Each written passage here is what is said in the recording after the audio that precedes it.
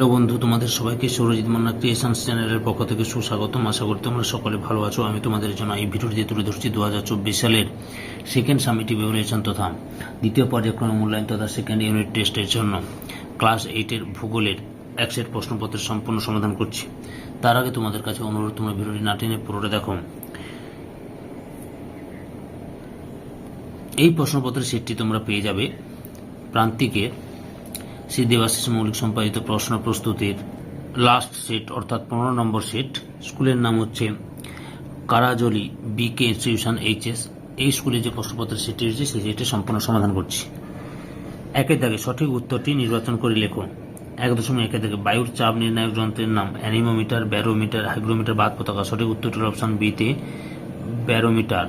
পরের প্রশ্ন 1.2 দাগে একটি নিম্ন উচ্চতার মেঘ হল সিরাস, সিরোকিউমুলাস, স্ট্যাটাস, কিউমুলোনিম্বাস। সঠিক উত্তরটি অপশন এতে সিরাস। পরের প্রশ্ন 1.3 দাগে পেইজি কথার অর্থ তৃণভূমি, মরুভূমি, জলাভূমি, অরণ্য। সঠিক উত্তরটি অপশন এতে তৃণভূমি। পরের প্রশ্ন 1.4 দাগে পৃথিবীর কসাইখানা বলা হয় অ্যানড্রনকে, শিকাগোকে, বাফেলোকে। সঠিক উত্তরটি অপশন বিতে শিকাগোকে। 1.5 দাগে দক্ষিণ আমেরিকার সমগ্র পশ্চিম ভাগ জুড়ে আছে আল্পস পর্বতশ্রেণী, রকি পর্বতশ্রেণী, আন্দিজ পর্বতশ্রেণী। সঠিক উত্তরটি অপশন সিতে আন্দিজ পর্বতশ্রেণী। পরের প্রশ্ন 2 দাগে শূন্যস্থান পূরণ করো। 2.1 দাগে পম্পাস অঞ্চল ড্যাশ অববাহিকায় অবস্থিত। পম্পাস লা প্লাটা নদীর অববাহিকায়, লা প্লাটা নদীর অববাহিকায়। 2.2 দাগে অন্টারিও হ্রদের মাঝখানে পৃথিবীর বিখ্যাত ড্যাশ জলপ্রপাত সৃষ্টি হয়েছে নায়াগ্রা। পরের প্রশ্ন 2.3 দাগে অশ্ব অক্ষাংশ ড্যাশ। অশ্ব অক্ষাংশের অক্ষাংশ হচ্ছে 25 থেকে 30 ডিগ্রি অক্ষাংশের মধ্যবর্তী অঞ্চলে অবস্থিত। 2.4 দাগে জলকণা ও তুষারকণার আংশিক মিশ্রিত রূপ হল ড্যাশ, স্লিট নামে পরিচিত। 2.5 দাগে পারানা ও প্যারাগুয়ের মিলিত প্রবাহ ড্যাশ নামে পরিচিত। লা প্লাটা নদী নামে পরিচিত। লা প্লাটা নদী নামে পরিচিত। পরে হচ্ছে 3 দাগে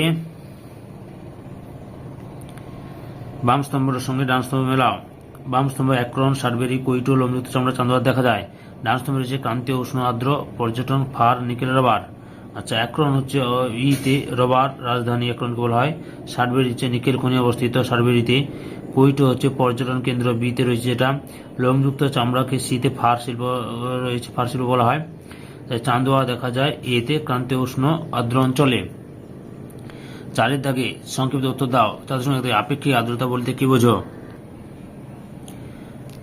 সংজ্ঞা: কোন নির্দিষ্ট উষ্ণতায় নির্দিষ্ট আয়তনের বায়ুতে যে পরিমাণ জলীয় বাষ্প বর্তমান আছে এবং ওই একই উষ্ণতায় একই আয়তনের বায়ুকে সম্পৃক্ত করতে যে পরিমাণ জলীয় বাষ্পের প্রয়োজন হয় তাদের অনুপাতকে আপেক্ষিক আর্দ্রতা বলে। আপেক্ষিক আর্দ্রতা সর্বদা শতকরা হারে পূর্ণমানে প্রকাশ করা হয়। 4.2 থেকে ফল কি?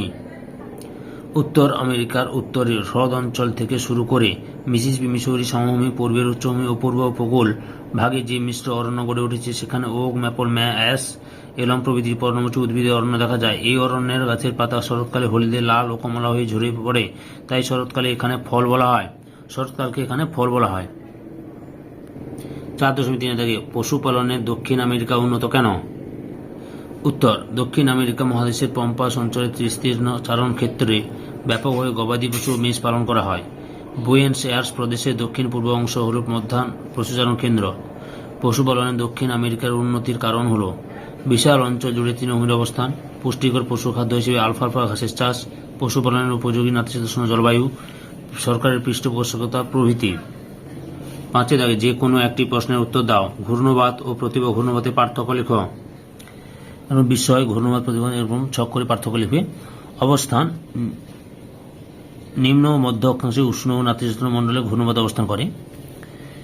মধ্য ও উচ্চ অক্ষাংশে নাতিশীতোষ্ণ ও হিমমণ্ডলে প্রতিভা ঘূর্ণবাত অবস্থান করে। উৎপত্তি: ক্রান্তীয় অঞ্চলে সমুদ্রে ও নাতিশীতোষ্ণ অঞ্চলের স্থলভাগে উৎপত্তি হয়, শীতল স্থলভাগে উৎপত্তি হয়। সময়কাল: ঘূর্ণবাত গ্রীষ্মকালে বেশি সংখ্যায় সৃষ্টি হয়, প্রতিভা ঘূর্ণবাত শীতকালে বেশি সংখ্যায় সৃষ্টি হয়। বিস্তার: ঘূর্ণবাত খুব কম অঞ্চল জুড়ে দেখা যায়, প্রতিভা ঘূর্ণবাতের বিস্তৃতি খুব বেশি অঞ্চল জুড়ে লক্ষ্য করা যায়। বায়ুর চাপ: ঘূর্ণবাতের কেন্দ্রে নিম্নচাপ ও বাইরে উচ্চচাপ বিরাজ করায় বায়ু প্রবাহ কেন্দ্রমুখী হয়। প্রতিভা ঘূর্ণবাদে কেন্দ্রে উচ্চচাপ ও বাইরে নিম্নচাপ বিরাজ করায় বায়ু প্রবাহ কেন্দ্র বহির্মুখী হয়। বায়ু প্রবাহের দিক, ঘূর্ণবাতে বায়ু প্রবাহের উত্তর গোলার্ধে বাম দিক ও অর্থাৎ ঘড়ির কাঁটার বিপরীতে এবং দক্ষিণ গোলার্ধে ডান দিক অর্থাৎ ঘড়ির কাঁটার দিকে প্রবাহিত হয়। প্রতিভা ঘূর্ণবাতে বায়ু প্রবাহ উত্তর গোলার্ধে ডান দিকে অর্থাৎ ঘড়ির কাঁটার দিকে এবং দক্ষিণ গোলার্ধে বাম দিকে অর্থাৎ ঘড়ির কাঁটার বিপরীত দিকে প্রবাহিত হয়। বায়ুর প্রকৃতি, ঘূর্ণবাতে বায়ু কেন্দ্রমুখী উষ্ণ ও ঊর্ধ্বগামী হয়। প্রতিভা ঘূর্ণবাতে বায়ু কেন্দ্র বহির্মুখী শীতল ও অধোগামী হয়। গতিবেগ, ঘূর্ণবাতের বায়ুর গতিবেগ তুলনামূলক বেশি হয়, গড়ে 160 কিমি পার ঘন্টা। প্রতিভা ঘূর্ণবাতে বায়ুর গতিবেগ তুলনামূলকভাবে কম হয়, 30 থেকে 50 কিমি পার ঘন্টায়।